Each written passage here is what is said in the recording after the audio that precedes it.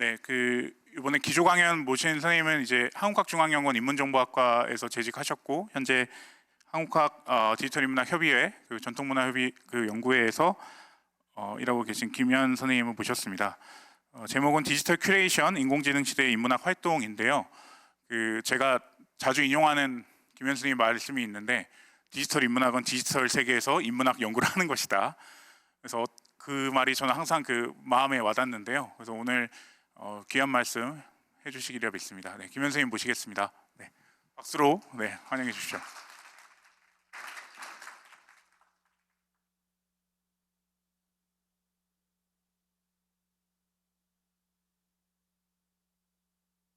네, 여러분 반갑습니다. 이 디지털 인문학의 세계에 관심을 가져주시고 또 이렇게 한겨울에 이 자리에 이렇게 많이 모여주셔서 감사합니다.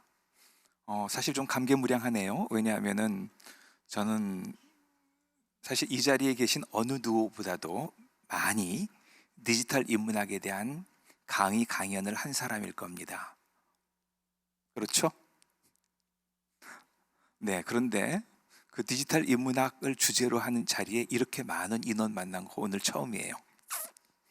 네, 그만큼 디지털 인문학의 저변이 확대됐다는 얘기고, 그렇게 되기까지 오늘 이 DH 겨울학교 운영위원으로 참석해 주신 여러 선생님들, 특히 1회 때부터 그 중심적인 역할을 하면서 정말 이 DH 겨울학교가 우리나라의 대표적인 이 디지털 인문학 교육 프로그램이 될 수 있도록 이끌어 오신 우리 김병준 교수 그리고 다른 선생님들께 깊이 감사드립니다. 한번 박수 한번 보내드릴까요?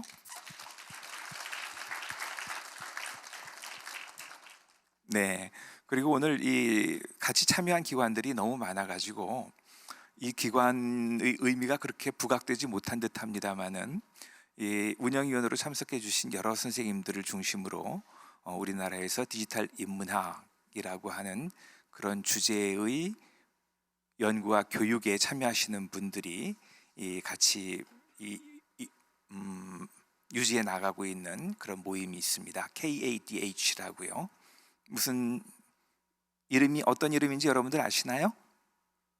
네, 한국 디지털 인문학 협의회라는 그러한 조직인데 여러분들 모두 그 회원으로 참여하실 수 있습니다. 앞으로 이번 기회를 통해 가지고 디지털 인문학에 대한 이해를 좀 더 깊게 하시고 그리고 이 KADH 활동에 여러분들도 적극 참여하셔서 우리나라의 디지털 인문학을 앞으로 힘있게 이끌어 주시기를 부탁드립니다. 네, 오늘 이야기 오늘 여러분들 제가 발표하는 동안에 이 슬라이드 화면을 사진으로 찍거나 하실 필요 없습니다. 저 QR 코드를 그대로 스캔하시게 되게 되면은 오늘 이 파일을 그대로 여러분들 핸드폰에 다운 받으실 수 있으실 테니까요. 그렇게 해서 참고하도록 하시고요. 그리고 이 제일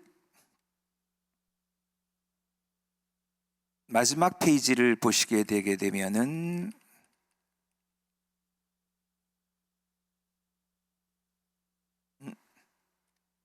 네, 두 개의 QR 코드를 제가 넣었는데요. 왼쪽 거는 이 강의 자료, 이 PDF고요.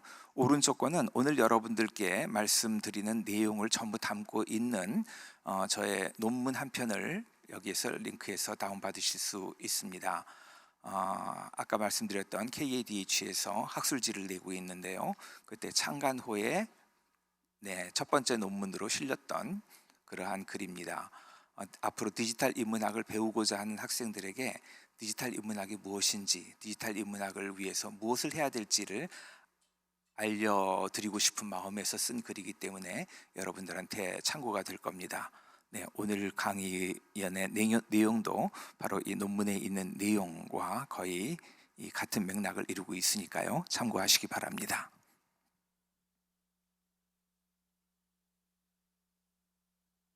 네, 그러면 다시 앞으로 가서 오늘 이야기를 시작하도록 하겠습니다.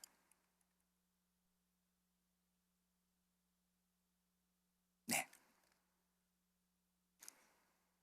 네, 제 이름은 김현입니다. 혹시 제 강의를 한 번이라도 들어보신 적 있으신 분 한번 손 들어주시겠어요? 네, 네, 훨씬 많은 분들이 저를 처음 만나는 것 같습니다. 저는 아까 김병주 교수께서 소개하셨듯이 한국학중앙연구원 인문정보학 교수로 오랫동안 재직을 했고 작년에 퇴직을 했습니다. 지금은 전통문화연구회라고 하는 기관의 회장으로 있고요. 그리고 한국학중앙연구원에서는 우리 김바로 교수가 저를 이어서 디지털 인문학 센터 소장을 맡고 계신데, 네, 제가 거기 연구위원으로 지금 올린 거 아시죠? 네, 같이 한국학중앙연구원에서 같이 우리 학생들이랑 여러 가지 연구 프로젝트를 아직 수행하고 있습니다. 저는 디지털 인문학하고의 인연을 꽤 일찍 시작을 했어요. 원래는 저는 철학을 전공했고, 그리고 지금 제가 전통문화연구회 회장을 맡고 있는 이유가 거기는 한문 가르치는 데거든요. 한문 번역하고 한문 가르치는 곳인데 대학원에서 동양 철학, 한유교를 전공을 했습니다. 그래서 한문을 읽고 거기 있는 내용 탐구하는 것을 말하자면 업으로 삼았었죠. 그러다가 어떤 고민을 하게 됐어요. 어떻게 보게 되게 되면 여러분들이 지금 인문학을 전공하면서 디지털 인문학을 배우기 위해서 이 자리에 참석할 때 했던 것과 같은 그러한 고민이라고도 할 수 있겠죠. 하지만 그거는 1980년대 일이니까 시기적으로는 꽤 오래전 일이긴 합니다. 이 한문을 읽는 사람의 숫자는 매우 제한돼 있고 그 수가 점점 줄어가는데, 그런데 우리가 읽어야 될 그 한문 전적은 공부하면 공부할수록 더 많다고 하는 것을 제가 알게 됐어요. 이렇게 어마어마하게 많은 동양 고전을 이제 거의 사라져가는 그 한문을 읽는 연구자들이 어떻게 이 학문을 이어가고 발전시킬 수 있을까 하는 그런 고민을 하게 됐고, 이 한문으로 쓰여져 있는 데이터를 뭔가 지금과 같이 한 사람이 며칠 걸려 읽고, 그리고 내가 읽어서 어렵게 얻어낸 내용들을 다른 사람들하고 공유하지를 못해가지고 누군가 다른 사람들도 그 책에 있는 내용을 알고 싶으면 다시 처음부터 5편 찾아가면서 그 내용을 공부해야 되고 하는 이러한 일이 반복돼서는 이 학문의 어떠한 획기적인 발전을 기대하기는 어렵겠다라는 생각이 들었어요. 그때 그 시절에 컴퓨터라고 하는 것이 처음으로 세상 사람들한테 큰 관심을 모으기 시작했습니다. 컴퓨터는 물론 2차 세계대전 그때부터 이제 만들어졌던 그런 기기긴 합니다만은 대부분의 사람들에게 있어서 컴퓨터는 인간들의 일반적인 삶과는 무관한 그냥 전문적인 과학기술자들의 전유물처럼 느껴졌었는데 1980년대에 소위 말하는 퍼스널 컴퓨터라고 하는 것이 만들어지면서 이제 이 컴퓨터가 인간의 삶에 깊숙이 들어오고 인간의 삶을 바꿀 수도 있을 것이다 라고 하는 그런 생각을 하게 됐고, 또 그러한 이야기들이 널리 퍼져가기 시작을 했습니다. 뭔가 내가 공부하는 이 인문학도, 특히 한문을 중심으로 하는 이 고전학도 이 컴퓨터의 도움을 받아서 뭔가 새로운 방법을 할 수 있지 않을까 하는 그런 생각을 하게 됐고, 그리고 그 생각을 한번 하게 되니까 계속 이제 그쪽의 일들을 하게 되더라고요. 스스로 세운상가에 가서 컴퓨터를 사가지고 조립을 해서 그걸 가지고 프로그램을 해보기도 하고, 한글과 한자를 입출력하는 것을 테스트해 보기도 하고 하는 그러한 일들을 1980년대에 시도를 했었습니다. 네, 그러다가 그것을 좀 더 적극적으로 해보고자 제가 한국과학기술원이라고 하는 곳에 컴퓨터를 전문적으로 다루고 있는 연구소, 시스템공학연구소의 연구원으로 들어가게 됐어요. 그래서 거기서 본격적으로 컴퓨터 프로그래밍, 데이터베이스 그런 것들을 같이 배우고 연구 프로젝트에 참여를 하게 됐고, 그리고 그렇게 해서 얻고 배운 지식을 가지고 뭔가 인문학적인 곳에 활용해 보고자 생각을 하고, 네, 어떤 한 프로젝트를 시작했습니다. 그 당시에 제가 처음에 이제 컴퓨터를 시작하게 되면서부터 목표로 뒀던 것, 조선 왕조실록이라고 하는 그러한 텍스트가 우리한테 있는데 그 분량이 너무 어마어마해서 전문학자들이 아니면은 다가갈 엄두를 내지 못하고, 그리고 전문학자들도 부분적으로만 읽고 해석하고 그걸 자기 연구 논문에 인용할 뿐 그 전체적인 맥락을 파악하는 것이 어려웠던 그런 현실을 알면서 어떻게 하면 이 조선왕조실록 전체가 컴퓨터 속에 들어가게 되게 되면은 이것이 우리나라의 역사 연구에 뭔가 큰 도움이 되지 않을까 하는 그런 생각을 했습니다. 그리고 바로 그것을 실현하기 위한 일들을 시작을 했죠. 네, 어쨌든 그렇게 그 일련의 과정을 거쳐가지고 1995년에 조선왕조실록 CD-ROM이라고 하는 거를 만들어냈어요. 한 장의 CD-ROM 안에 조선왕조실록 텍스트 전체를 담아낸 그러한 이 데이터베이스였고, 연구자들은 그것을 가지고 자기 개인용 컴퓨터에 CD-ROM 드라이브에 꽂고서 조선왕조실록의 모든 것을 검색할 수 있었고, 필요한 자료들을 찾아가지고 자기 연구와 교육 자료로 활용할 수가 있었습니다. 그게 95년이니까 지금이 2025년, 95, 2005, 2015, 2025, 네, 딱 30년 전이네요.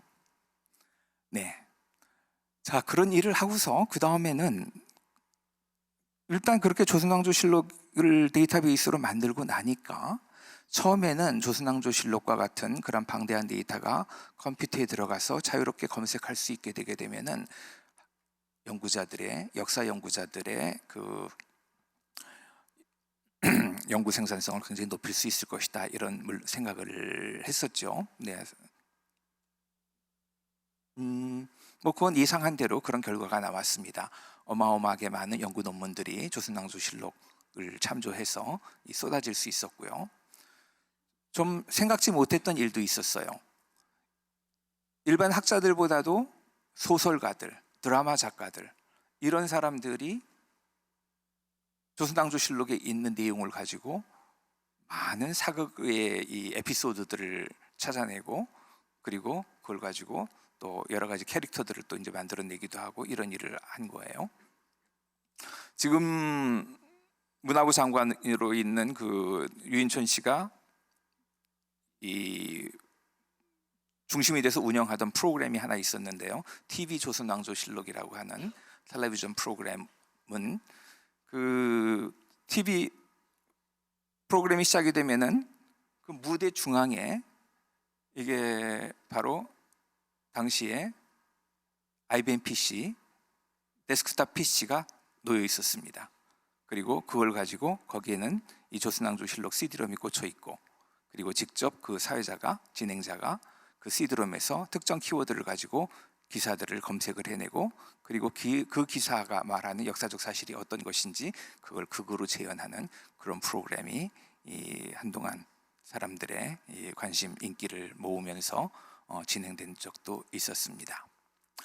자, 데이터를 이렇게 만들고 나니까 우리가 인문학자들이 관심을 갖던 그러한 지식을 데이터화하니까 이러한 활용 가치가 있게 되는 것을 알면서 지속적으로 그런 데이터베이스의 확장, 조선왕조실록뿐 아니라 다른 많은 문집들이라든지 다른 역사서들, 이런 것들까지 확대해 나가겠다는 그러한 생각을 하고 또 그러한 실천을 해왔습니다. 그런데 그러한 일을 하다 보니까 처음에는 단순히 이것을 가지고 연구 생산성을 향상시킨다 하는 것이 저의 이런 디지털 인문학적인 노력의 목적이었습니다만은, 그 일을 하다 보니까 이제는 그것만이 아닌 것 같아요.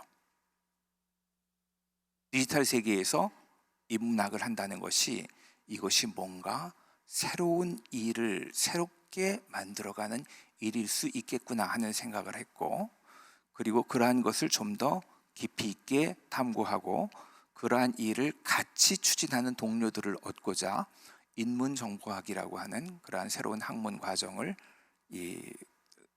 말하자면 선언을 한 거죠. 새롭게 그것을 만들고 또 다행히 저에게 여러 가지 이 좋은 기회들이 마련이 돼서 한국학중앙연구원의 인문정보학 전공 대학원 과정을 만들 수가 있었습니다. 그런 일을 하다 보니까 세상에서 비슷한 일을 하는 사람들이 이 디지털 인문학이라고 하는 이름으로 서양에서 이제 만들어진 얘기죠. 디지털 인문학이라고 하는 용어의 태생 자체가 2008년에서 2010년 그때의 일이에요. 미국에서. 그 전에는 뭐 컴퓨테이셔널 휴머니티스라든지 뭐 이런 컴퓨터와 인문학을 컴퓨터 기반으로 인문학 연구를 하는 것에 대한 여러 가지 뭐 이름들이 있었는데 디지털 인문학이라고 하는 이름으로 그것을 이제 이런 이 노력들이 같이 통칭되게 됐죠.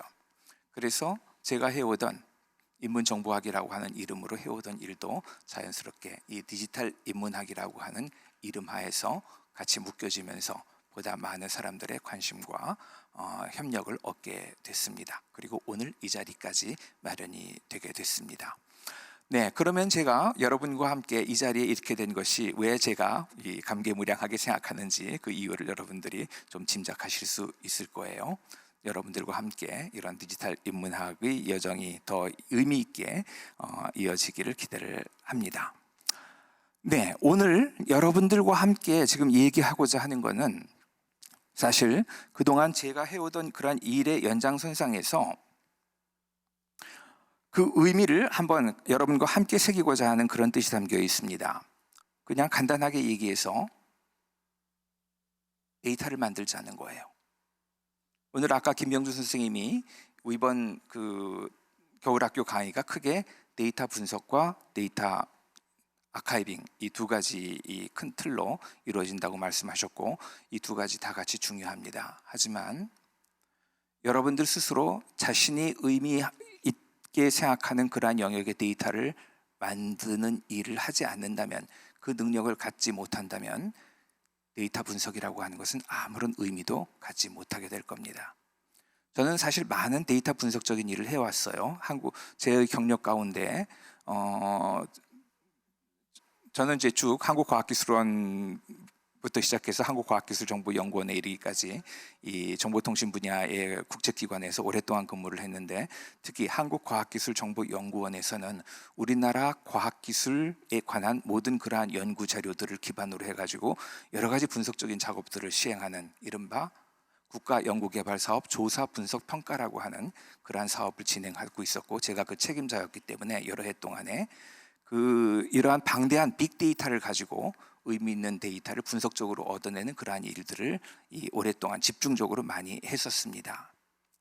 그래서 이 데이터 마이닝이라고도 얘기하는 그런 데이터 분석적인 그런 방법이 우리에게 어떠한 도움을 줄 수 있는지에 대해서 잘 알고 있는데 제가 가장 우려하는 것 중에 하나는 인문학하는 사람들이 인문학이라고 하는 것의 특성을 알지 못한 채 그냥 이런 데이터 분석의 방법론만을 빌려와서 그걸 가지고 인문학적 연구 성과가 나오기를 기대하는 어떻게 보게 되면 맹자에서 말한 연목구어 나무에 가서 물고기를 구한다는 그러한 얘기일 수도 있는데 그러한 실수를 자칫 저지를 우려가 있기 때문에 제가 염려를 많이 합니다.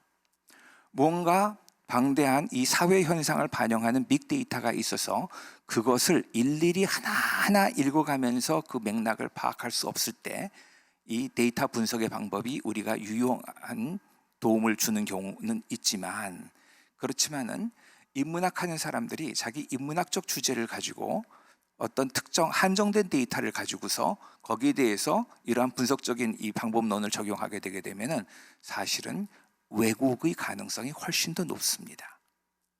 데이터는 만드는 순간 해석이 들어가는 거거든요. 분석 연구가 의미가 있으려면은 처음에 이 해석이 수반된 그러한 데이터가 전제돼서는 안 됩니다. 객관적인 데이터여야 돼요. 그런데 이미 인문학은 내 관심에 의해서 내가 데이터를 이미 그 범위, 영역을 정하게 되고 그리고 거기에 대해서 객관적 분석의 방법을 적용시켜봤자 거기에서 얻는 것은 자기가 처음에 의도했던 그 스토리 이상의 것을 절대 찾아내기 어렵습니다. 따라서 우리는 실제적으로 그 빅데이터를 만들어내는 그러한 이 빅데이터의 분석이라고 하는 것에 돌입하기 전에 인문학자들이 해야 될 일은 먼저 자기가 의미 있게 생각하는 일에 대한 자기의 스몰 데이터를 만드는 일을 해가고, 그것이 나 한 사람의 노력으로만 이루어지는 것이 아니라 여러 사람들이, 여러 인문학도들이 각자 자기의 관심에 의해서 그런 스몰 데이터가 스몰 데이터를 만들어낸 것이 모여져서 빅데이터가 되면, 이거는 다시 분석의 대상이 될 수가 있습니다. 각자의 데이터는 어떤 자기 의도를 가지고 의미를 찾아서 만들어진 거지만, 각각 관점이 다르고 관심이 다른 많은 사람들이 데이터를 만들어낸 것이 같이 모여지게 되게 되면은 그런 빅데이터가 되고, 이거는 앞서 말한 데이터 구축의 방법과는 달리 데이터 분석의 방법으로 접근했을 때 또 다른 의미 있는 데이터를 찾아낼 수가 있죠. 우리가 그 사회과학과 인문과학을 구분하지 않는 시각도 있어요. 예전에 이제 공산권의 학계에서는 그 인문과학이라고 하는 영역을 따로 두지 않았죠. 그건 그 사람들의 그 사관과 학문관 때문에 그런 겁니다. 하지만 인문학이라고 하는 디지털 휴머니티스와 같이 인문학을 표방하는 인문학자들이 일차적으로 의미 있게 생각하는 것은 인간의 이해와 인간의 해석, 인간의 스토리텔링이라고 하는 점이죠.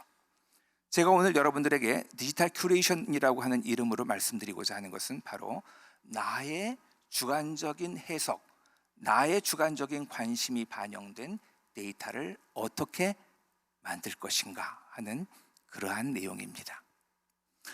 네, 오늘 이야기를 위해서 저는 세 가지 이 키워드를 여러분들께 미리 제시해 드립니다. 첫째는 디지털 전환, 두 번째는 디지털 큐레이션, 그리고 세 번째는 인공지능과의 동행이라고 하는 부분입니다.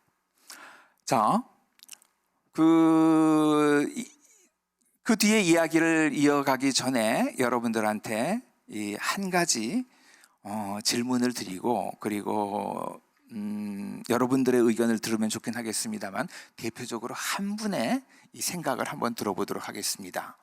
무슨 질문이냐면요, 인공지능이 앞으로 우리들의 인문학 공부를 어떻게 바꿔놓을까요? 인공지능이 있을 때와 인공지능이 없을 때, 인공지능이 없을 때랑 비교했을 때 인공지능이라고 하는 것이 엄연히 존재하게 된 이 세상에서 인문학이라고 하는 것은 여전히 예전과 같은 것일까요? 아니면은 뭔가 다른 것이 될까요? 자, 한번 이 문제에 대해서 미리 생각해 본 적이 있었던 사람, 그래서 나는 이러한 생각을 좀 해봤다라고 생각하시는 분 있으시면 한번 좀 말씀해 주시겠어요? 참석자들을 대표해서.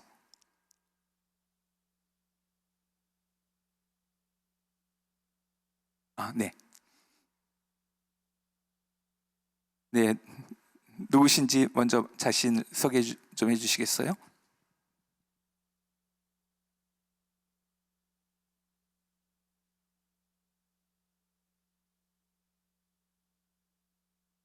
안녕하십니까. 저는 경북대 영어영문학과 2학번 오성택이라고 합니다. 반갑습니다. 안녕하세요. 저는 사실 그러니까 인공지능의 도입으로 인해서 인문학 연구가 어떻게 변할지에 대해서 뭔가 깊이 있게 생각해 본 적은 없지만은, 뭔가 이거 단순히 그냥 이 질문을 딱 들었을 때 떠오르는 생각은, 최근에 이제 챗 GPT라는 인공지능 기술이 도입되었지 않습니까? 그걸로 인해서 이제 많은 자료들을 한 번에 모아서 일단은 좀 분석할 수 있는 편의성이 되게 많이 늘어난 것 같지만은, 한편으로는 이제 그 사고가 제한되는, 오직 이제 챗 GPT의 그게 절대적인 정답이고 우리 사고가 죽는 그런 선영향, 좋은 영향과 악영향이 그렇게 따로 존재하게 되지 않았을까 생각합니다. 그래서 저는 이제 인문학 연구자들이 가져야 될 그 태도는 이제 인공지능을 활용하되 이제 그 인공지능의 생각이 이제 절대적이 아니란 걸 명심하고 이제 저의 생각을 좀 따로 구축하는 그런 시각이 필요할 것 같습니다. 이상입니다. 감사합니다. 네. 챗GPT 써보셨나요?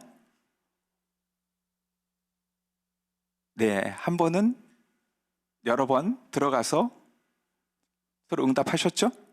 네. 자, 방금 우리 경북대 학생이신가요? 네. 챗GPT 써보니까 뭐 도움도 많이 될 것 같은데, 그런데 믿을 수 없는 구석도 많고, 그리고 너무 이렇게 얘가 모든 것을 다 정답을 알려주면은 그러면 인간들의 사고가 그 사고의 동기가 없어져 가지고 점점 우리는 바보가 되는 것이 아닌가 하는 그런 염려도 하게 되죠. 자, 그러면은 그 제가 드렸던 질문으로 이 답을 한번 좀 모아보게 되게 되면은 인공지능은 인문학을 어떻게 바꿔놓을 것 같아요?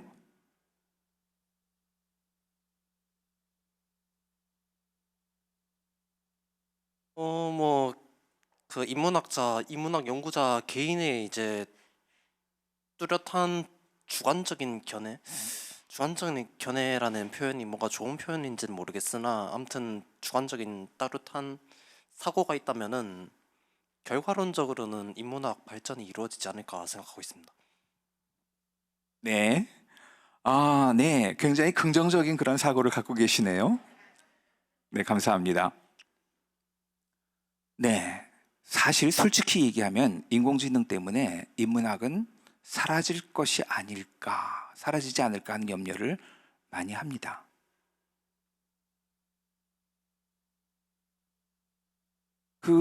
그냥 절대적인 인문학, 뭐 추상적인 인문학 이렇게 얘기하기보다는 실제로 대학에서의 인문학 교육, 인공지능이 없던 시절에도 이거는 거의 빈사 상태에 빠졌다고 얘기를 하고, 그 연구와 교육이 진행되기 어려운 그러한 상황이 됐다고 사람들이 염려를 많이 하는데, 이제는 그나마 그 대학 강의실 안에서 이루어지는 일의 상당 부분을 인공지능이 훨씬 더 잘 대체해주고 있는 게 아닌가 하는 이러한 문제가 제기되면서 대학의 인문학 교육은 더 이상 존재하기 어렵지 않나 하는 염려를 많이 합니다. 실제로 대학 교육의 현장에서 인문학 교육을 담당하고 있는 사람들이 아예 이러한 염려 때문에 인공지능을 아예 외면하고 생각을 않고 있다면 모를까, 그 문제를 들여다보면 들여다볼수록 이 문제는 심각하게 지금 대두될 수밖에 없는 일이에요. 사실은 그렇다고 해서 우리가 그냥 좌절만 할 수는 없겠죠. 아까 이 학생이 얘기한 것처럼 긍정적인 해법을 찾아야 되는 과제를 우리가 안고 있습니다. 대학의 인문학 교육은 분명히 위기였고, 그리고 인공지능에 의해서 더 큰 위기에 지금 빠져 있지만, 그렇다고 해서 그것이 인문학의 위기라고는 생각하지 않습니다. 어떻게 보게 되면 학생이 우리가 기대하는 정답을 먼저 얘기를 해줬는데요. 바로 인공지능이 인문학을 새로운 방향으로, 좀 더 건강한 방향으로 발전시킬 수 있는 계기가 되지 않겠나 하는 그러한 얘기를 해주셨는데, 오늘 제가 하고자 하는 이야기도 같은 맥락입니다. 자, 이 얘기에 들어가기에 앞서서 우리는 몇 가지 용어 정의에 대한 용어를 좀 알아보도록 하겠습니다. 얘가 화면이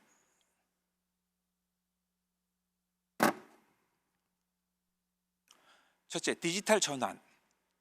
제가 어떤 주제의 이야기를 하게 되면은, 특히 이제 제가 하는 이야기의 키워드라고도 얘기했는데요. 저는 그 키워드 중에 하나로 디지털 전환이라고 하는 그 의미의 얘기를 하는 경우가 많이 있습니다. 그런데 대부분의 사람들이 그 이야기를 들으면서 디지털 전환보다는 디지털화로 이해를 하고 알아들어요. 우리에게 디지털화의 그러한 선입견이 있기 때문에 그런 고정관념을 이 디지털 전환이라고 하는 그런 새로운 사고가 지금 대체하기가 어려운 겁니다. 그래서 저는 그 다음 이야기를 진행하기에 앞서서 먼저 디지털화와 디지털 전환이 뭐가 다른지 그 부분을 좀 한번 짚고 넘어가고자 합니다. 우리가 이 아날로그 세계의 일들이 디지털 세계로 넘어가는 그 과정을 이렇게 세 가지로 나눠서 얘기하는 사람들이 있습니다. 그거는 전산화, 그 다음에 두 번째 디지털화, 그리고 세 번째 디지털 전환. 전산화라고 하는 거는 그야말로 아날로그 형태의 데이터를 디지털 기기에서 접근할 수 있도록 매체 전환을 하는 거죠. 텍스트를 입력한다든지 이미지를 스캔한다든지 이런 걸 얘기합니다. 제가 30년 전에 했던 조선왕조실록 전산화 사업의 상당 부분이 바로 이 여기서 말하는 문자 그대로의 전산화였습니다. 즉 조선왕조실록 책에 있는 내용을 타이핑해가지고 문자 코드로 컴퓨터에 입력시키는 일이었어요. 두 번째, 디지털화라고 하는 것은 전산화의 결과를 활용해서 해오던 일의 프로세스를 효율화하는 것. 즉 전산화가 되면 그걸 가지고 우리가 하던 일을 좀 더 용이하게 편리하게 할 수가 있습니다. 대표적으로 지금 이 국립중앙도서관이라고 하는 곳에서 이루어낸 중요한 업적 중에 하나가 바로 우리나라의 도서관의 디지털화인데요. 예전에 도서관에서 도서 카드를 가지고 도서를 검색하고 그리고 대출대에 가서 책을 빌려가지고서 그걸 대출해 가고 그리고 다 읽고 나면 반납하고 하던 것이 도서관의 소위 말하는 그 서큘레이션 프로세스였죠. 요즘에 이 도서관에 도서 카드 있나요? 그런 말 자체를 여러분들 모르시죠? 어느 도서관이나 가장 중요한 그 시설 중에 하나가 목록실이라는 거였는데 거기에 가게 되면 이러한 큰 홀에 곳곳에 이렇게 카드들을 집어넣은 그 목록함이 있었어요. 그 목록함을 열고 거기서 가나다 순으로 정리된 그런 카드들을 찾아가지고 그때는 그게 검색이었어요. 검색해가지고 자기가 찾고자 하는 책의 그 청구 기호를 알아내서 그것을 사서 선생님한테 이제 이 서가에서 끄집어내 달라고 이제 부탁을 하는 거였죠. 국립중앙도서관이 우리나라의 디지털화에 있어서 이 상당히 이제 선도적인 역할을 해오셨는데요. 저 옛날 생각이 나네요. 더군다나 오늘 이 자리가 이었다 보니까 그 조선왕조실록 CD롬을 내던 것과 비슷한 시기에 우리나라 최초의 도서 목록 CD롬을 제가 만들었었고요. 국립중앙도서관에 이 장서들을 기초로 해가지고 그리고 최초로 온라인 상에서 이 웹 기반으로 우리나라 이 국립중앙도서관의 도서 목록을 그 웹 서비스를 하는 그런 시스템도 제가 만든 적이 있습니다. 자, 이렇게 아날로그 시절에 도서 카드를 가지고 직접 도서관에 가서 책을 빌려야지 볼 수 있었던 것을 그걸 온라인 상에서 디지털 미디어 상에서 볼 수 있게 만든 거 디지털화입니다. 그런데 이 디지털화라고 하는 것은 사실상 컴퓨터를 이용해서 굉장히 신속해지고 효율화된 건 사실이지만 그렇다고 해서 예전에 해오던 일하고 전혀 다른 일을 하게 된 건 아니에요. 도서 목록 카드를 찾던 거를 컴퓨터를 통해서 좀 더 빨리 검색하게 됐고 그리고 직접 창구에서 책을 빌리던 거를 온라인상에서 열람해서 본 것이 달라졌지만 예전처럼 책을 대출받고 읽고 하는 이러한 일들 그 프로세스 자체가 크게 변한 것은 아닙니다. 이처럼 전산화라고 하는 것은 인간이 현실 세계에서 해오던 일을 컴퓨터를 통해 가지고 디지털화를 통해서 좀 더 효율화하고 신속하게 하는 일을 말하는 건데 그렇다고 해서 예전에 해오던 일을 완전히 새롭게 바꾸는 것을 의미하지는 않습니다. 한편 디지털 전환이라고 하는 것은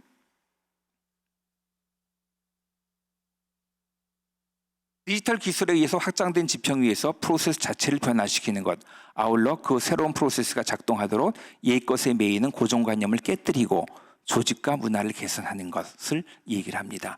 쉽게 말해서 예전에 해왔던 일을 좀 더 효율적으로 하는 것이 디지털하고, 예전에 할 수 없었던 일을 하는 것, 이것이 디지털 전환이라고 할 수가 있습니다. 제가 여러분들의 이해를 돕기 위해서 한 가지 예를 설명을 드리겠습니다. 제가 재직하고 있던, 그리고 오늘 이 운영위원인 김바로 교수와 김병준 교수가 계신 그러한 한국학중앙연구원의 일입니다. 한국학중앙연구원이 자랑스러워하는 두 가지가 있습니다. 하나는 장서각, 하나는 민족문화대백과사전이에요. 장서각은 우리나라 이 조선시대의 왕실 문헌을 비롯해 가지고 우리나라의 대표적인 그런 명문가들의 고문서들을 수장하고 있는 아카이브고요. 그리고 민족문화대백과사전은 우리나라의 한국에 대한 연구를 하는 거의 모든 학자들이 다 참여해서 이뤄낸 한국 문화에 관한 백과사전입니다. 자, 이런 것은 한국학중앙연구원, 옛날 정신문화연구원이 설립될 때부터 쭉 이루어져 온 사업이고, 이 연구원이 자랑스러워하는 기존의 업적인데, 그것이 이런 아날로그 아카이브, 그리고 아날로그 백과사전, 책자형 백과사전에 머물지 않고 전부 디지털화가 됐습니다. 굉장히 성공적으로 잘 이루어졌어요. 장서각 문헌의 왕실 문헌은 거의 100%, 이 수집 문헌은 조금 이제 좀 밀려 있긴 합니다만, 그래도 상당히 많은 부분이 이 온라인으로 돼가지고 다 그 원문을 다 디지털로 열람을 할 수가 있고 그 서지 사항을 볼 수 있습니다. 한편 민족문화대백과사전도 그 속에 당초에 처음 나올 때 그 편찬됐던 6만여 건의 기사가 그 뒤 또 이제 이 8만 건 이상으로 증보가 돼가지고 한국민족문화대백과사전이 온라인으로 서비스되고 있습니다. 그런데 이 장서각, 디지털 장서각에 있는 많은 문헌 자료들에 대한 정보가 이 백과사전에도 수록이 돼 있고, 그리고 특히 이 문헌 자료에 관련된 인물들에 대한 정보가 이 백과사전에 많이 포함이 되어 있습니다만은, 지금 오늘 이 순간 이 온라인 장서각과 온라인 한국민족문화대백과사전 사이에는 어떠한 단 하나의 하이퍼링크도 존재하지 않습니다.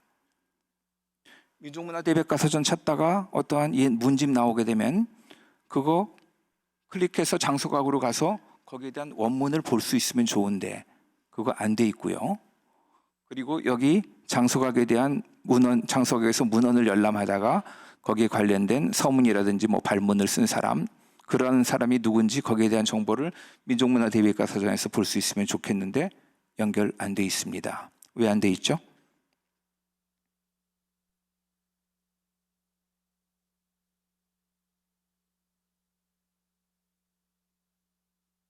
여기만 그런 거 아니에요? 대한민국 전체가 다 그래요? 한국학중앙연구원이라고 하는 한 조직 안에 있는 부서기 때문에 바깥 사람들이 생각할 때는 한 기관인 것처럼 보여지지만 이 안에 여기 장서각이라고 하는 조직하고 여기 백과사전 편찬부라고 하는 조직은 완전히 다른 조직이에요. 각자 다른 예산을 집행하고 있고 각자의 사업 계획을 세워가지고 자기의 목표로 일을 합니다. 자기가 해오던 이 일을 전산화시키는 데에는 관심이 있어서 그러한 일들을 굉장히 잘해서 이건 아주 성공적이고 모범적인 그러한 수준으로 전산화가, 디지털화가 이루어졌습니다만은, 그렇지만은 이 조직과 조직의 벽을 넘어서는, 그래서 고객들에게 좀 더 편리함을 주는 그러한 일로는 아직 나아가지 못한 거죠. 자, 이게 기술의 문제겠어요? 뭐의 문제죠?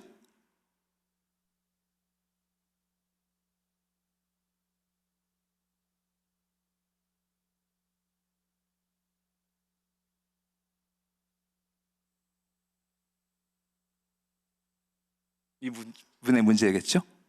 네.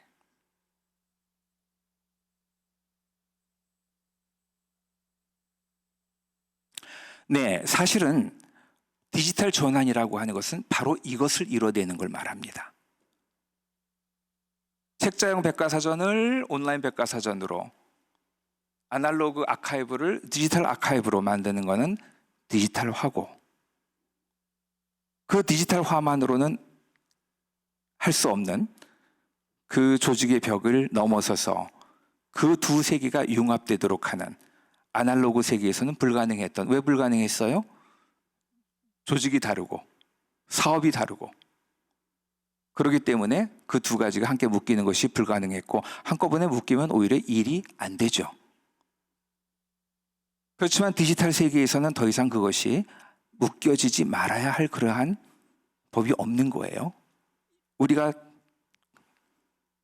바로 생각하면 알 수 있듯이 한번 클릭하면 이어질 수 있는데 그거를 왜 안 할까 하는 이러한 생각을 할 수밖에는 없는 겁니다. 자,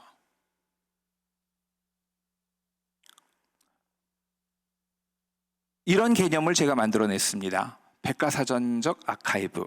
바로 어려운 얘기가 아니고 방금 이러한 개념을 만들어내게 된 배경 자체가 제가 재직하고 있는, 저는 백과사전 편찬부와 그 장서각의 디지털 사업을 함께 제가 관장하는 부서장이었거든요. 정보센터 소장을 맡으면서 한쪽 부서에서는 장서각 아카이브의 정보화를 진행하고 한쪽 부서에서는 민족문화 대백과사전 온라인 시스템을 만드는데 그 두 가지가 전혀 교통이 없는 것을 알고, 그리고 이 문제가 해결돼야 되겠다는 그런 생각을 했던 거죠. 그래서 만들어낸 개념이 백과사전적 아카이브인데, 바로 디지털 아카이브와 디지털 백과사전이 같이 서로 연동이 돼서 언제든지 의미 있는 것은 서로 연결해서 볼 수 있게 그렇게 하자는 겁니다. 그런데 이게 사실은 이 일을 시작하면서 보니까 쉬운 일이 아니더라고요. 그냥 이런 일을 하자 하면 될 수 있는 것이 아니라 이 두 가지가 엮여질 수 있도록 하기 위한 그러한 시스템의 마련이 필요하고 교육이 필요하고, 무엇보다도 이렇게 서로 융합적인 사고를 가질 수 있는 새로운 마인드의 연구자들이 필요했습니다. 바로 디지털 인문학 교육의 필요성이 제기가 된 거죠. 자, 역시 이 가운데 혹시 이 복식, 한복 뭐 이런 거 공부하시는 분 계세요? 네, 이 자리에는 안 계시는군요. 네, 제가 꽤 오랫동안 이 전통 복식을 연구하시는 분들하고 같이 이 어떤 이 디지털화, 디지털 전환에 대한 것을 같이 탐구하고 또 이제 프로젝트를 수행한 적이 있습니다. 자, 그래서 이제 그런 분들과 같이 얘기를 하면서 그 한복의 세계, 전통 복식의 세계를 가지고 이 디지털화와 디지털 전환이 어떻게 다른지를 한번 같이 논의해 본 적이 있는데요. 예전에 이렇게 바느질 하던 일, 그리고 패션쇼도 하지만 옛 복식을 가지고 전시회를 하는 일, 그리고 그런 옛 복식에 대한 많은 연구 자료를 탐구해서 그 내용을 공부하고 또 교육하는 일, 이러한 것들이 요즘에 많이 디지털화되어 있습니다. 옷을 만드는 것도 혹시 글로라고 하는 이 프로그램 여러분들 혹시 들어보신 적 있으세요? 우리나라에서 만들어진 이 패션 디자인 프로그램인데 굉장히 우수한 기능을 자랑하고 있고 세계적으로 또 이제 많이 알려지고 있습니다. 네, 그러한 프로그램을 이용해 가지고 이렇게 패션 디자인을 하고 심지어는 패턴을 떼내고 조금만 더 발전하면 그걸 그대로 이제 이 자동화 재봉기기에 연결시켜 가지고 옷까지 자동적으로 만들어내겠죠. 그리고 디지털 전시를 하는 것을, 이 옷을 이렇게 걸어 놓으면은 이 앞면은 볼 수가 있는데 실제적으로 착용한 모습이 어떤지를 알 수가 없잖아요. 옆에서 그것을 좀 알 수 있게 하는 초상화 같은 것을 그림으로 전시하면서 하는 방법으로 보완하긴 했지만, 이 디지털로 이것을 재현함으로 해가지고 이 옷을 입을 때 착장자의 모습이 어떠한 모습인지, 옆모습 뒷모습은 어떠한 모습인지를 보여줄 수 있게 되면서 이 전시에 이러한 디지털을 병용하는 이러한 일도 지금 시도되고 있습니다. 당연히 이 복식에 대한 연구도 다른 연구와 마찬가지로 이런 컴퓨터 기반으로 데이터를 조회하고 검색하고 정리하고 하는 일들이 진행되고 있죠. 하지만 이러한 것은 모두 각각 따로따로 이루어지지 융합적으로 이루어지거나 서로에게 도움을 주고 있지는 못합니다. 디지털화는 이루어졌지만 디지털 전환은 이루어지지 않은 거죠. 자, 그럼 이 부분에서 디지털 전환이 어떻게 이루어질 수 있을까? 여러 가지 가능성이 있겠습니다만은 제가 제안하는 한 가지 방법은 바로 디지털 아카이브를 통해서 연구와 패션 디자인과 전시와 그리고 게임, 교육용 메타버스의 제작이 같이 다 어우러질 수 있게 하자는 그러한 제안입니다. 실제적으로 저희는 그러한 시도를 그런데 활용될 수 있는 그런 아카이브 구축을 시도한 적이 있는데요. 지금 보시는 것은 그 한복에 여기 보게 되면 왕세자비의 소래복이라고 하는 이러한 그 한복에 어떠한 복식 요소들이 있는지를 지금 이 데이터로 보여주는 건데요. 전체적으로 여기 굉장히 많은 그런 그 데이터가 이 DB 안에 구축이 되어 있습니다. 이 한양도성 타임머신 아카이브인데요. 그 중에서 이 복식을 구성하는 요소 중에 하나인 이 당의, 초록 부금 당의라고 하는 것이 이 어떠한 것인지, 그리고 여기에 대해서 어떠한 학술적인 연구들이 이루어졌는지 이런 것들을 지금 보여주고 있고요. 그리고 나아가서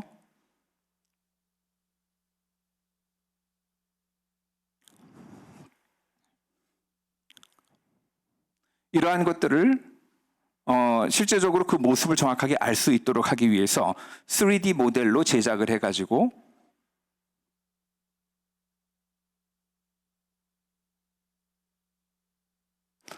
자세한 모습을 입체적으로 지금 볼 수 있게 하면서 아울러 이것이 패션 전시라든지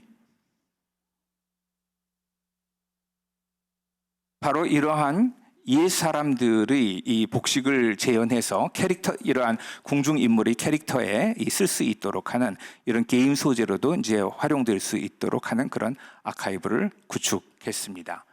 사실 이러한 아카이브를 구축하게 되게 되면은 저러한 이 모습을 재현해내는 일 그 자체는 어떤 연구에 의해서 이루어지는 것이기 때문에 그 연구를 통해서 찾아낸 많은 데이터들이 축적이 되고, 그리고 그것이 아까 얘기했듯이 어떤 옛 복식의 전시 프로그램에도 활용이 될 수가 있고, 또 게임이라든지 메타버스의 제작에도 활용될 수 있을 것입니다. 이와 같이 연구와 전시와 제작과 혹은 이러한 오락적 교육적인 활용이 모두 하나의 아카이브를 공유하고 그 아카이브에 구축된 데이터를 각자의 작업을 통해서 계속 업그레이드 시켜가면서 서로가 서로에게 도움을 주는 그러한 시도를 할 수가 있겠죠.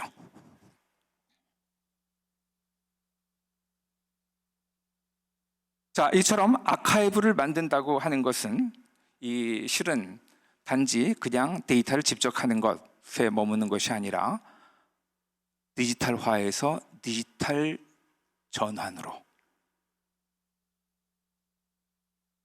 융합적인 활용을 가능하게 하는 그 기반이 되기 때문에 앞으로 우리가 지향하는 미래의 인문학을 위한 가장 기본적인 일이 될 수가 있는 겁니다. 자, 방금 여러분들과 함께 이 디지털 전환이라고 하는 말에 제가 어떤 의미를 담고 있는지를 얘기했고요. 두 번째로 얘기할 것은 이제 디지털 큐레이션. 이와 같이 아카이브를 만드는 방법이 그냥 기존에 있는 자료들을 이거를 컴퓨터 좀 하는 사람한테 부탁해가지고 데이터베이스로 만드는 그러한 일이 아니라는 거죠. 그렇게 만드는 아카이브는 융합적인 활용의 이 기반으로 활용되기가 어렵습니다. 자, 이런 아카이브를 만드는 방법이 바로 오늘 여러분들과 함께 얘기하고자 하는 디지털 큐레이션입니다. 저는 여러분들이 모두 디지털 인문학이라고 하는 그 학문에 지금 관심을 두고 계시기 때문에 이 한 가지 이 얘기를 여러분들께 좀 소개하고 싶어요. 그 디지털 인문학계에서 논의되는 근현대 인문학의 과오에 대한 반성이라고 제가 이 제목을 뽑아봤는데, 이 내용은 여기 이 2009년에 미국의 이 몇몇 연구자들이 이 모여가지고 그 디지털 인문학 선언이라는 걸 했거든요. 그 디지털 인문학 선언문은 여러 사람들에 의해서 계속 이제 검토되면서 그 공동의 노력으로 만들어졌는데요. 거기에 한 귀절입니다. 디지털 인문학자들은 큐레이션을 미래 인문학의 중심적인 특징으로 인식한다. 근대 대학이 큐레이션을 2차적 보조적 역할로 강등시키고 큐레이터를 박물관, 아카이브 및 도서관으로 추방하면서 학문에서 분리시켰던 반면, 디지털 인문학 혁명은 연구와 교육의 지용도를 근본적으로 재형성하도록 촉진한다. 디지털 인문학은 학자를 큐레이터로, 큐레이터를 학자로 재구성하고 이로 인한 가능성과 수요의 확장을 통해 학문 활동에 다시 활기를 북돋으며 박물관, 도서관 및 아카이브의 학술적 사명을 재개하려 한다. 즉, 미래 인문학에서는 이 큐레이션이라고 하는 것이 인문학 활동의 아주 중심적인 역할이 될 것이라고 우리는 선언한다 라고 하는 이 내용입니다. 자, 큐레이션이 뭔가요? 큐레이션이 주로 이루어지는 일이 어떠한 곳이죠? 박물관. 박물관에서 큐레이터가 여러 유물들을 가지고 뭐를 해요? 네, 전시 기획을 하죠. 전시실을 꾸미죠. 네. 그런데 그 전시실을 꾸민다고 하는 거는 뭘 말하냐면, 그 전시장에 들어와서 전시실을 이렇게 돌아보는 사람에게 어떤 이야기를 전달하는 거예요. 그냥 우리는 이런 물건이 있어 라고 얘기하면서, 주장하면서 그냥 이것저것 갖다 놓는 것이 아니라, 전시실 입구에서부터 들어오게 되면 여러분들 그 동선이라는 게 있죠. 요렇게 가세요. 그냥 아무렇게나 가지 말고 요렇게 가세요라고 하는 화살 표시가 있는데, 그 화살표를 쭉 따라가 보게 되게 되면 그걸 가지고 우리나라의 어떤 도자기의 역사를 알게 된다든지, 우리나라의 화폐 역사를 알게 된다든지, 혹은 고려시대의 회화에 대해서 알게 된다든지, 이렇게 어떤 한 부분에 대한 이야기를 실물의 보면서 들을 수 있게 되는 게 바로 박물관의 전시죠. 그러한 전시 기획을 하는 사람들을 큐레이터라고 하고, 그처럼 실물을 가지고 하나의 스토리를 만들어내는 것을 큐레이션이라고 합니다. 제가 여러분들과 함께 지금 얘기한 이 디지털 전환으로서의 인문지식의 아카이빙은 바로 이러한 큐레이션의 산물입니다. 아날로그 시대에는 박물관에서 실물을 가지고 그 일을 했지만, 디지털 시대에는 바로 디지털 인문학자가 디지털 데이터를 가지고 이러한 큐레이션을 할 수가 있습니다. 텍스트뿐 아니라 이미지, 동영상, 3D 모델, 이러한 것들이 모두 큐레이션의 소재가 되는 거죠.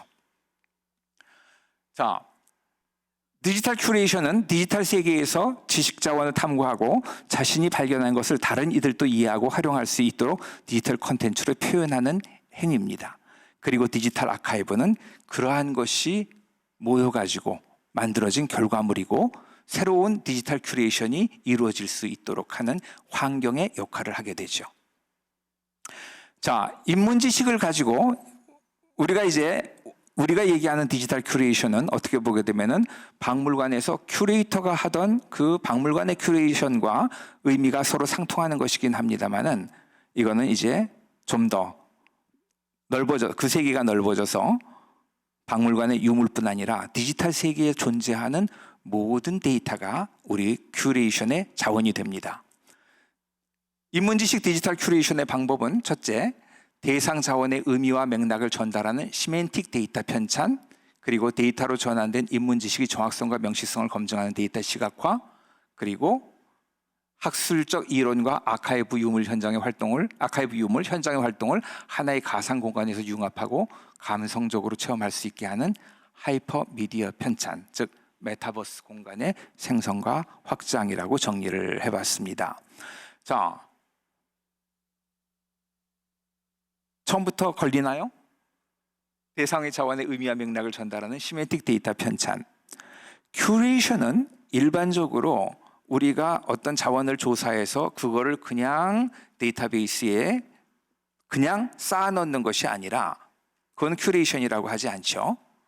큐레이션이라고 얘기하는 것은 우리의 데이터가 어떠한 의미가 있는지 그 의미가 알 수 있게, 즉 이야기가 전달될 수 있도록 정리하는 걸 큐레이션이라고 하는데, 디지털 데이터를 가지고 그러한 정리를 효율적으로 할 수 있는 방법 중에 하나가 바로 시멘틱 데이터를 편찬하는 일입니다. 자, 시멘틱 데이터라고 하는 건 뭘 말하냐? 독립된 데이터의 나열이 아니라 데이터 사이의 연결 방식을 표현함으로써 데이터에 담긴 의미를 명시적으로 설명할 수 있도록 구성된 정보를 말합니다. 여기 예를 들자면 여기 스님 한 분이 계세요. 그리고 그 스님의 생애를 기록한 탑비가 있습니다. 그리고 그 탑비는 어느 절, 어느 암자 앞에 있어요. 그런데 이거를 그냥 이 스님이야, 스님, 탑비, 사찰 이러한 것들이 독립적으로만 존재하는 것이 아니라 이 사찰은 이 탑비는 이 사찰에 있다. 그리고 그런데 이 탑비는 이 스님에 대한 이야기를 담고 있다.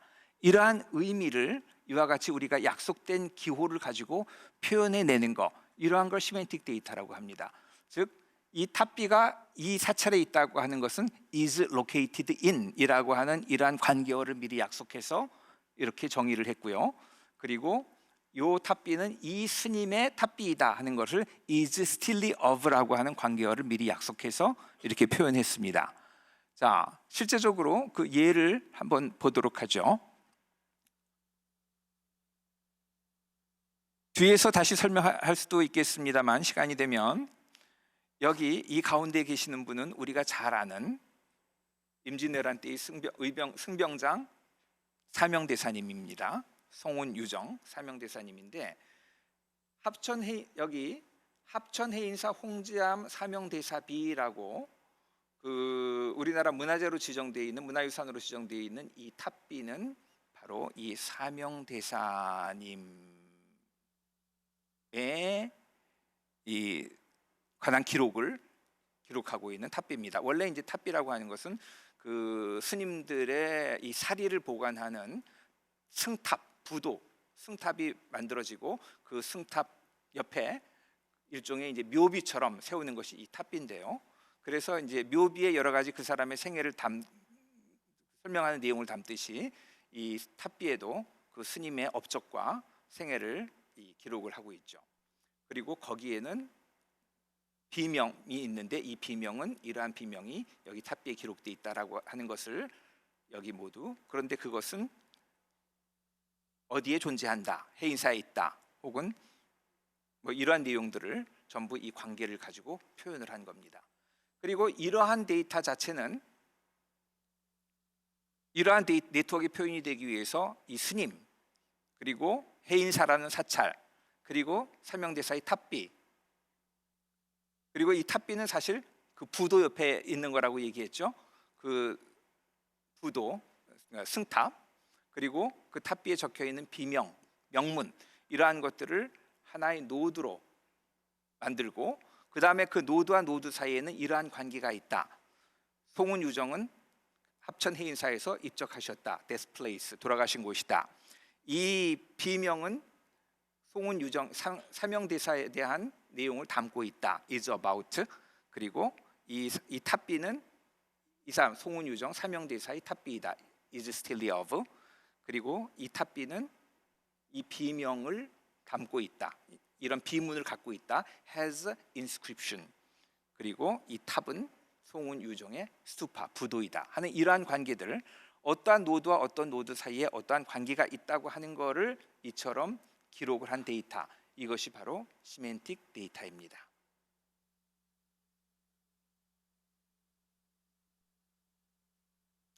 자, 다음 세 번째 키워드, 인공지능. 그럼 이러한 시멘틱 데이터하고 인공지능하고 무슨 관계인가요?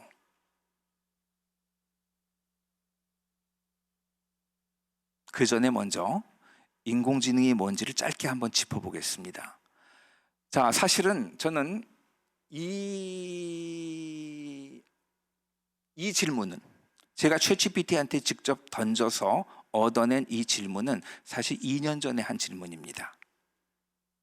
2023년 말 1년여 됐군요. 처음에 이제 챗GPT가 나오고 사람들이 뭐 인공지능에 대한 말들이 많을 때 그때 인공지능한테 이 질문을 한번 던져봤습니다. 많은 사람들이 인공지능에 대해 인간지능과 경쟁하는 별개의 존재라고 생각을 합니다. 이들에게 말해줄 수 있는 인공지능에 대한 정의는 무엇인가요?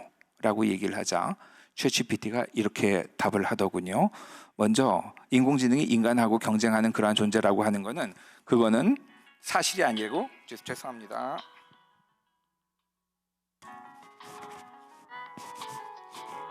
네.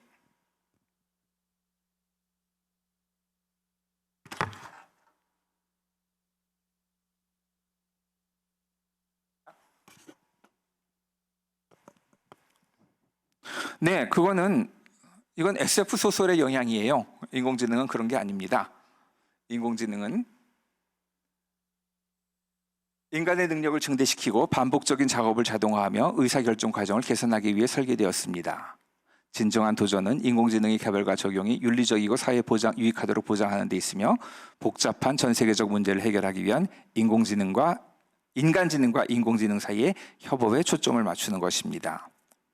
네, 요즘에 어떻게 대답할지 모르겠지만 결국 같은 비싼 그러한 대답을 하게 될 거예요.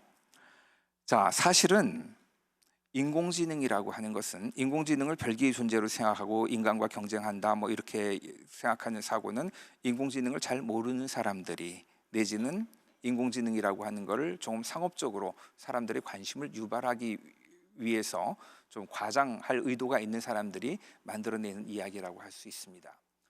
자, 인공지능이 인간에게 위협적인 존재가 될 수도 있다고 하는 그거를 부정하진 않습니다. 그럴 가능성도 있어요. 오용하게 되면.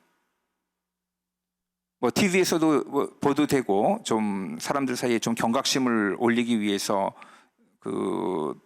크게 보도된 적도 있습니다만은 인공지능한테 특별히 요구를 해가지고 인간에게 치명적인 이 위해를 가할 수 있는 독극물의 제조법을 그거를 만들어 보도록 그렇게 지시를 했더니 하룻밤새 몇만 개의 그런 독극물 뭐 레시피라고 해야 되나 이런 부분들이 이제 쏟아져 나오게 됐다는 거죠.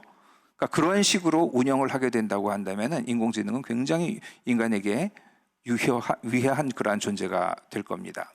하지만 그거는 인공지능이 그렇게 문제가 있는 것이 아니라 그러한 식의 일을 인공지능에게 시키는 인간에게 문제가 있는 거죠. 마치 총이나 마찬가지로 자동차나 마찬가지로 오용하게 되게 되면은 위험한 그러한 것은 틀림이 없습니다.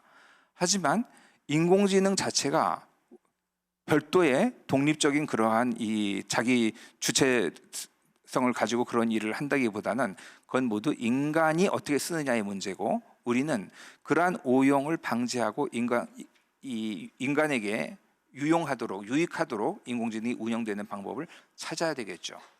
자, 뭐 여러 가지 이러한 문제들이 있겠습니다만 보건위생의 문제라든지 뭐 군사 안전의 문제라든지 이런 것이 있겠습니다만 우리는 인문학도고 인문학적인 관점에서 인공지능이 어떠한 도움을 줄 것인가를 생각하는 것이 우리의 목표일 겁니다.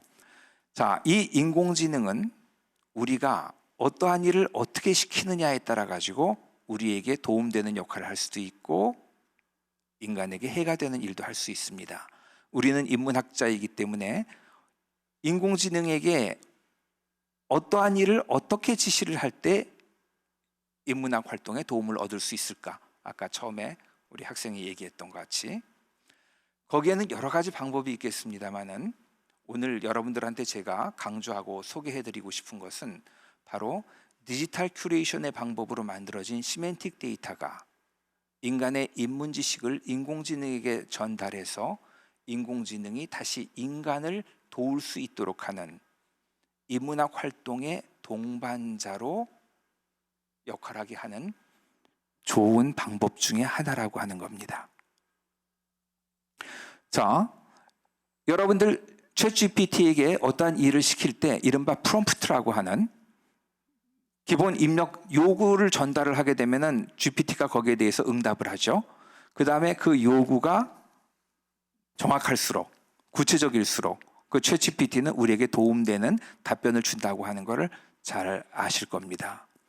그런데 이 챗GPT에게 이 정확한 정보를 전달하는 방법에 있어서 우리가 말을 길게 쓰는 것보다 시멘틱 데이터와 같이 컴퓨터가 정확하게 인식할 수 있는 데이터를 만들어서 인공지능에게 이 우리의 얘기를 전달하고 이해를 시키게 되게 되면은 인공지능이 훨씬 더 정확하게 우리를 돕는 일을 할 수가 있게 된다는 거죠. 자, 인공지능이 정보를 전달할 때 데이터의 형식은 인공지능의 성능과 능력에 상당한 영향을 미칩니다. 인공지능에 대한 시멘틱 데이터 기반 접근 방식은 평문, 즉 우리가 그냥 말로 일반적인 인간의 글로 이 얘기를 전달할 때보다 훨씬 그러한 정확한 의사 전달이 이루어지고 그리고 인공지능으로 하여금 의미 있는 역할을 할 수 있게 하는 그러한 장점이 있습니다. 시멘틱 데이터뿐 아니라 구조화된 이 체계적인 데이터는 전부 다 인공지능에게 그와 같은 역할을 인공지능을 대상으로 그런 역할을 할 수가 있습니다. 제가 그 전통문화연구회를 맡고 있다고 했죠. 여기서 하고 있는 중요한 연구 중에 하나가 바로 인공지능을 한문 선생님으로, 인공지능이 한문을 가르칠 수 있게, 한문을 번역하고 한문을 가르칠 수 있게 만드는 그러한 일을 하는데요. 여러분들한테는 좀 생소하게 생각되실지 모르겠습니다만은 이거 그냥 당연한 얘기예요. 상식적인 얘기입니다. 왜냐하면은 여러분들 이미 인공지능 챗GPT 같은 것을 기반으로 영어를 가르치는 그러한 상업적인 프로그램이 굉장히 많다는 거 아시죠? 저도 이용해봤고 굉장히 도움을 많이 받습니다. 예를 들어서 바로 해외에 어떤 영어로 학술 발표를 하기로 예정돼 있어서 그 발표문을 준비를 했는데 발표할 때는 그거를 이제 자연스럽게 이야기하듯이 하는 것이 더 효과적이고 성과가 있을 것이기 때문에 미리 그런 연습을 합니다. 이걸 원어민이 옆에서 들으면서 봐주면 좋은데 뭐 그런 환경을 만들기 쉽지 않으니까 바로 이 인공지능 프로그램을 틀어놓고서 걔를 대상으로 이거를 사전 프레젠테이션을 하게 되게 되면은 얘가 문법적으로 틀린 거 아니면 이러한 표현이 좀 더 효과적이라는 거 아주 친절하게 가르쳐줘요. 실제적으로 이거는 정말 원어민 선생님을 모시고 하는 것 이상의 효과구나 하는 것을 제가 바로 실감을 했습니다. 자, 영어에 대해서 이와 같은 이 언어 지도력이 있다고 한다면 당연히 한문에 대해서 그런 일을 못할 리가 없죠. 다만 무엇을 가지고 어떻게 가르쳐야 될지를 정확하게 우리가 이 데이터를 제공하지 않으면은 얘는 뭐를 가르쳐야 될지 모르거나 엉뚱한 것을 가르칠 수도 있습니다. 인공지능에게 정확하게 가르칠 수 있는 교환을 만들어서 미리 인공지능을 학습시켜 가지고 그 인공지능이 한문을 가르쳐 줄 수 있게 이렇게 만드는 일을 하고 실제적으로 저희는 지금 상당히 많은 진전을 보면서 그 가능성을 지금 확인을 하고 있습니다. 자, 즉 이와 같이 시멘틱 데이터를 만들어내는 이러한 일들은 인공지능이 우리가 이러한 사실을 알아서 이거를 활용해서 사람들을 가르치고 사람들에게 도움을 줬으면 좋겠어 하는 우리 기대에 부응하는 역할을 하게 만드는 그러한 효과적인 방법이라는 거죠. 자, 이 인공지능을 인문지식과 결합시켜 가지고 활용할 수 있는 방법은 여러 가지 많이 있겠습니다만은 이 교육 프로그램의 일환으로 인공지능이 이러한 시멘틱 데이터랑 결합을 하게 되면 어떠한 역할을 할 수 있다 하는 것을 간단하게 이제 보고 실습할 수 있는 그러한 예시를 한번 만들어 봤습니다. 자, 이 프로세스를 저는 그 시멘틱 데이터 기반 생성형 스토리텔링이라고 지금 명명을 했는데요. 방금 여러분들이 보셨던 것과 같은 그러한 데이터들을 시멘틱 데이터로 만들어서 데이터 아카이브에 축적을 하고 이 데이터를 챗GPT와 같은 LLM, Large Language Model과 같은 인공지능과 결합을 시키게 되면은 얘가 굉장히 유려한 그러한 문장의 텍스트로 만들어 줍니다. 한번 그 내용을 보도록 할까요?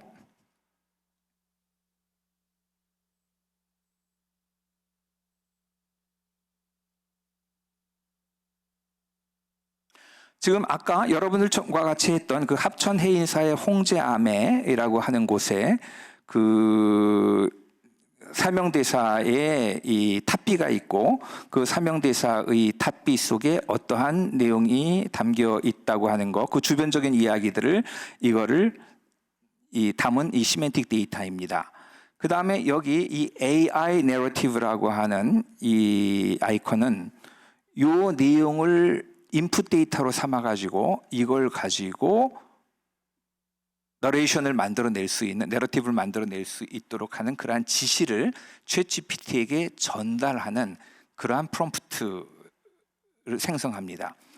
자, 일단 중간에 어떤 언어로 할 것인지 이 메뉴를 담았는데요. 한국어뿐 아니라 다양한 여러 나라 외국어로 이 일을 할 수 있게 했습니다.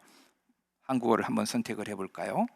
직접 아까 여러분들이 보셨던 그 시멘틱 데이터를 챗GPT한테 실시간으로 지금 던져주고 있습니다. 그 다음에 이야기는 굉장히 길게 할 수도 있는데 짧게 제가 길이를 제한을 해가지고 여기에 이러한 내용의 텍스트를 얘가 만들어냅니다. 여러분들 직접 이 파일이 전부 여러분들 링크를 가지고 있으시니까요. 여러분들이 직접 한번 테스트해 보시기 바랍니다. 한국어뿐 아니라 다른 외국어로도 테스트를 해 보실 수 있고요. 그리고 여기 초등교육이라고 하는 이 아이콘을 누르게 되면은 이것은 초등학생을 대상으로 하는 그러한 어투로 말을 해달라고 그러한 요구를 한 겁니다. 그러면 그것에 의해서 초등학생들을 들려줄 만한 그러한 이야기를 어떻게 만들어내는지를 보실 수 있습니다. 뭐 특별한 건 아니죠. 그냥 그런 얘가 인공지능 LLM이 이미 학습한 어린이들을 대상으로 하는 이 문투 이런 걸 흉내낸 겁니다. 여러분, 오늘은 신비로운 해인사에 대해 이야기를 나눠볼까요? 해인사는 아주 특별한 곳이에요. 바로 홍제암이라는 작은 암자가 있는 절이에요. 이곳에는 사명대사라는 훌륭한 스님이 계셨답니다. 네, 이런 식의 이야기를 지금 하고 있습니다. 자, 이렇게 인공지능이 만들어내는 내러티브가 이것이 정확한 지식이고 교육용으로 활용할 수 있느냐, 아직까지 저희는 100% 그런 부분에 대해서 확신하진 않습니다. 그리고 또 그럴 필요도 없다고 생각을 해요. 우리가 이것을 하는 이유는 이러한 실험을 해보게 되면은 계속 어떠한 시멘틱 데이터를 더 확장해 나가면은 이 지식이 좀 더 정교해지고 좀 더 정확해지고 좀 더 교육적일 수 있는지 우리가 확인을 하고 그러한 작업을 할 수 있는 그러한 근거를 얻게 되는 겁니다. 자, 이렇게 보게 되게 되면 저는 이러한 식의 이 인공지능이 인간들이 만들어내는, 인문학도가 만들어내는 데이터와 결합을 하게 되게 되면은 문화유산 해설사도 가능하게 되고 한국의 문화재를 세계적으로 알리는 그러한 해외 한국학 교육자도 만들어낼 수가 있고, 그리고 아까 저희가 하고 있는 전통문화연구에서 거기서는 이제 이러한 시멘틱 데이터보다는 XML 기반의 구조적인 이 계층형 데이터를 사용하는데요. 그 데이터를 하게 되면 한문 선생님도 만들어낼 수가 있는 겁니다. 자, 이러한 일들을, 즉 인문학도는 인공지능이라고 하는 걸 도구로 삼아서 인문학을 좀 더 많은 사람들이 즐기고 재미있게 배울 수 있게 만드는 것이 가능한 거죠. 제가 전통문화연구에서 이 한문 인공지능을 가지고 한문을 번역하는 한문 번역사라고 하는 것을 만들 계획을 하면서 여러 가지 실험을 하니까 충분히 가능해요. 그런데 이런 생각이 들더라고요. 이거 해봤자 뭐하지? 기존의 한문 번역으로 먹고 사는 사람들의 직업을 뺏는 것밖에는 역할이 없지 않을까 하는 생각을 해요. 사실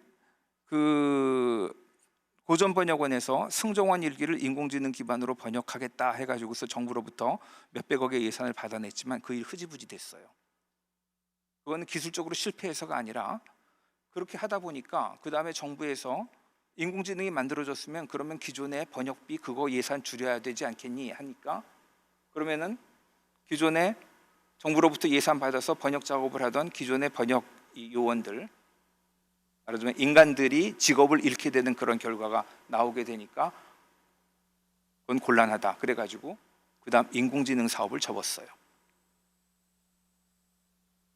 당장 이러한 문제는 우리가 인공지능을 어떻게 쓸 것인가의 문제가 대두될 때 바로 제기되는 문제일 겁니다. 자, 인공지능을 가지고 그냥 한문 번역을 대신할 수 있는 프로그램을 만드는 거 가능하지만 그걸 만들어봤자 그것은 당장의 효과가 한문을 번역하는 인간 번역사들의 직업을 뺏는 일밖에는 안 되는데, 그러면은 대안은 뭘까?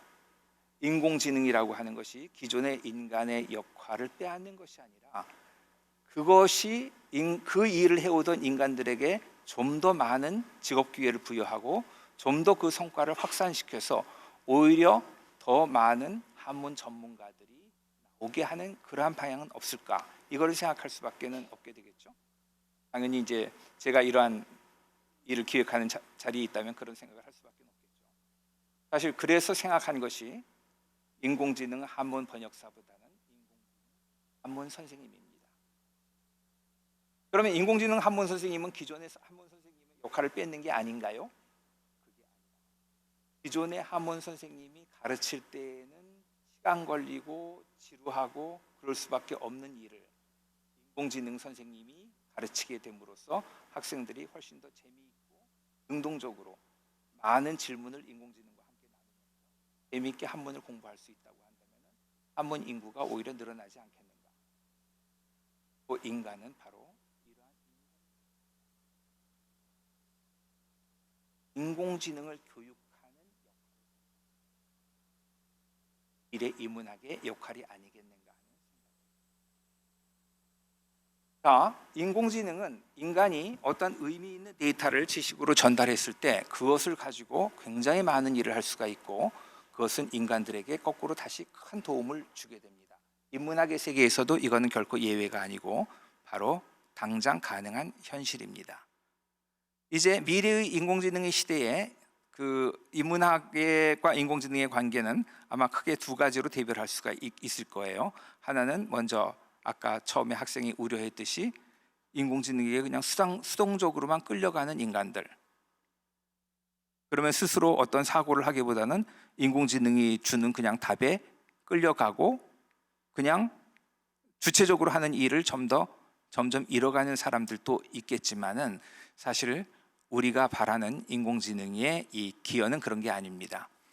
오히려 인공지능에게 적극적으로 부족하기 짝이 없는 그 인공지능에게 우리에게 인간에게 진정한 도움이 될 수 있도록 그 인공지능을 훈련시키고 교육시키는 일에 참여하는 인간들, 즉 인공지능을 부리는 인간이 우리가 기대하는 바람직한 미래의 인문학도의 모습이겠죠.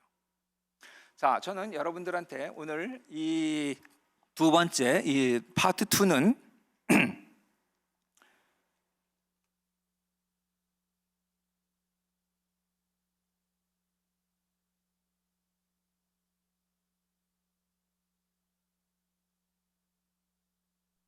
'실습 예시로 여러분들한테 마련한 건데요. 직접 이 시간에 실습의 시간은 없기 때문에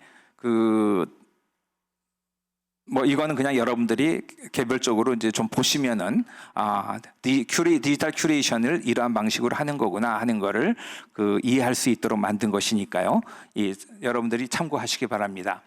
여기 디지털 큐레이션의 이 실습 파트에서 중요하게 제가 얘기하고 싶었던 점은 바로 이 부분인데요.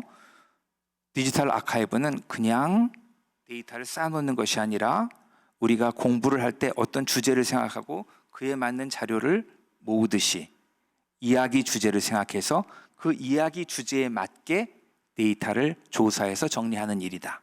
즉 인문학도가 자신의 관심을 갖는 주제를 탐구하는 그런 일과 하등 다를 바 없는 일이다. 다만 그 결과가 글로 남기기보다는 이와 같이 데이터로 남을 때 우리는 그것을 디지털 큐레이션이라고 얘기하고, 그리고 이것은 글로, 그림으로, 심지어는 영화로 만들어내는 일을 인공지능이 도와줄 수 있다. 그러면은 훨씬 인문학 공부하는 게 재밌지 않겠어요? 우리가 데이터를 수집하면 그 다음에 그 인공지능이 영어로도 얘기해주고 동영상으로도 만들어주고 심지어는 노래도 만들어줄 수 있을 거예요. 네, 이러한 식의 우리는 인공지능을 내가 재미있게 인문학을 공부하는 수단으로 활용할 수가 있고, 그렇게 인공지능을 우리 학생들이, 여러분들은 지금 학생들이 많습니다만 여러분들 다 이제 선생님 되실 거죠? 학생들을 가르칠 때 바로 그 학생들이 이러한 방법으로 인문학을 재미있게 공부할 수 있도록 여러분들이 지도할 수 있는 능력을 갖는 것, 그게 중요하지 않겠어요? 네, 인공지능이 인간을 도와서 인간의 인문학 공부를 재미있게 만들어 줄 수 있게 하기 위해서는 우리가 그 인공지능을 가르쳐야 됩니다. 그 인공지능을 가르치는 방법은 인공지능에게 의미 있는 데이터를 제공하는 방법이죠. 자, 여러분들 그러면 이렇게 실제적으로 인공지능을 가지고 디지털 큐레이션의 역할을 하기 위해서 배워야 될 것이 뭐가 있는가? 가장 중요한 건 데이터베이스를 여러분들이 다룰 줄 알아야 됩니다. 이번 교육 과정에 이 데이터베이스를 직접 제작하는 그런 교육 과정이 포함되어 있는 것 같지 않아서 조금 아쉽습니다만은, 사실은 가장 기본적인 일 가운데 하나가 MySQL이든 MSSQL이든 이러한, 혹은 마이크로소프트 액세스든 이러한 데이터를 체계적으로 집적할 수 있는 그 데이터베이스를 여러분들이 직접 조작해서 자기가 만든 의미 있는 데이터를 쌓아갈 수 있게 하는 그러한 능력을 습득하는 게 중요합니다. 그 다음, 거기에 담기는 데이터가 뭐 여러 가지 형식일 수가 있겠죠. 그런데 그 데이터베이스에 데이터와 데이터의 속성뿐 아니라, 데이터들의 속성뿐 아니라 이 데이터와 이 데이터가 어떤 관계다라고 하는 거를 정의할 수 있고 그 정의된 내용을 담아내는 이러한 일, 이거를 시멘틱 모델링이라고 하거든요. 그리고 이제 그 결과로 만들어지는 것이 온톨로지라고 하는 일종의 정보화의 틀인데, 이러한 시멘틱 모델링과 온톨로지에 대해서 공부를 하고, 그리고 그 만들어진 온톨로지에 대해서 실제적으로 자기가 관심이 있는 주제의 데이터를 직접 이 시멘틱 데이터로 만들어서 데이터베이스에 저장하는 일, 이러한 일들을 여러분들이 이 실습으로 진행을 하게 되면 여러분들 스스로 디지털 큐레이터로서의 역량을 갖추게 될 겁니다.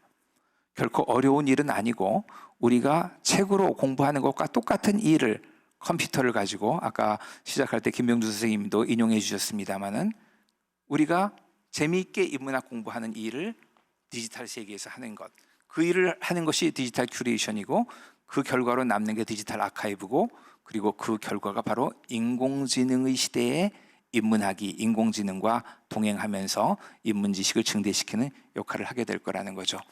네, 맺은말로 마치겠습니다. 디지털 인문학은 디지털 환경에서 인문 지식을 탐구하고 응용하는 실천적인 노력입니다. 오늘 여러분과 함께 이야기한 디지털 큐레이션은 이러한 의미의 디지털 인문학을 실천하는 구체적인 수행 방법입니다. 박물관의 큐레이터가 전시를 위해 유물 하나하나와 관련이 있는 다양한 지식 정보를 찾아내고 의미의 연결고리를 찾아 그 유물의 문화적 가치를 설명하는 이야기를 만들듯이, 미래 인문학의 연구자와 학생들은 디지털 세계에서 유의미한 지식의 조각을 탐색하고 그것들 사이의 관계성을 탐구하는 방법으로 새로운 사실을 발견하고 대상 세계에 대한 이해를 넓혀갈 것입니다. 디지털 인문학은 디지털 세계에서 인문 지식에 다가가는 방법을 배우고 나의 관심거리가 생길 때마다 그것을 디지털 세상에 표현하는 실천이며, 그래서 인문학이 즐거워지는 공부입니다.